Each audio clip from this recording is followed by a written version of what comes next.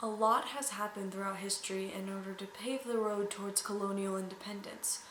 One of the things I found most interesting in my history class is the idea that ideas of independence stem from little laws and acts from Britain that kept the colonists' agitation up. Because of this, I decided to create a children's type book showing these different acts in a simple, easy to understand way.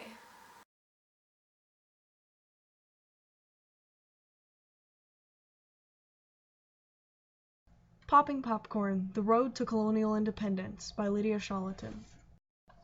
The Sugar Act of 1764. Britain put a tax on the colonists' sugar. The colonists were mad, so Britain lowered the taxes. The colonists were pleased. Pop. Quartering Act of 1765. Colonists were forced to give shelter and food to British soldiers. This kept the colonists angry, so they could not calm down. Pop. Declaratory Act of 1766. The King of Britain wanted power. The king said that he rules over the colonies, and he even taxed them. Pop! The Stamp Tax of 1765. The colonists had to pay for their important papers. The colonists got angry, but Britain didn't care. Finally, Britain quit taxing paper. No taxation without representation. Pop, pop. The Townshend Acts of 1767. Greedy Britain wanted to control the colonists and take their money. The colonists didn't listen, so Britain sent people to fight them. Give me money. Pop. The Tea Tax of 1773. Britain taxed tea, and the colonists got really angry. Mad colonists threw British tea into the ocean. This was called the Boston Tea Party. Pop. The Quebec Act of 1774. Britain gave rights to the Catholics and gave Quebec more land. Angry colonists got punished. These colonists made the First Continental Congress. Treat us fairly. Pop.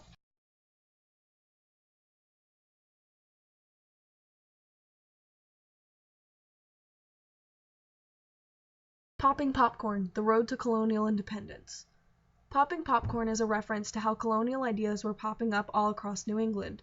One colonial idea would usually lead to another, meaning they would pop up one after another, hence the analogy of popcorn. The Sugar Act of 1764 was when Britain had started taxing the colonists' sugar as it was shipped from Britain to the colonies. Britain heavily enforced these taxes, which increased smuggling and caused the colonists to protest bitterly. Eventually, Britain responded by lowering the taxes and agitation died down. The Quartering Act of 1765 forced colonists to provide food and shelter for British soldiers. Some colonists refused to comply, and this act caused the colonists' resentment to continue to grow. The Stamp Tax of 1765 meant that the colonists had to pay for stamps to put on their official documents, and this caused the colonists to lash out violently. Britain ignored these protests, causing the colonists to create the first Congress and new language like no taxation without representation. Eventually, this tax was repealed. The King of Britain wanted control over the colonists. This act said that the King of Britain had the same power in the colonies that he had in Britain.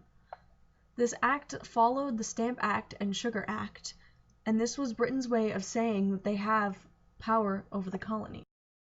The Townshend Acts of 1767 were a collection of acts enforced by Britain to try and gain money and control over the colonists. The Townshend Acts tried to regulate the colonists' trade, and they said that Britain had the right to tax the colonists.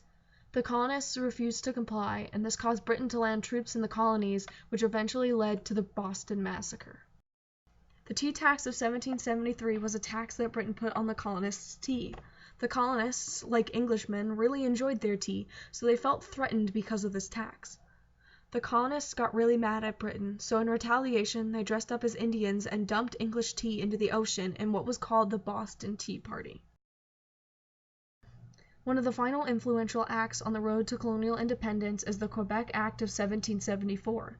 During this act, Britain expanded Quebec's territory and gave rights to Catholics, granting them religious freedom while also taking rights away from Protestants.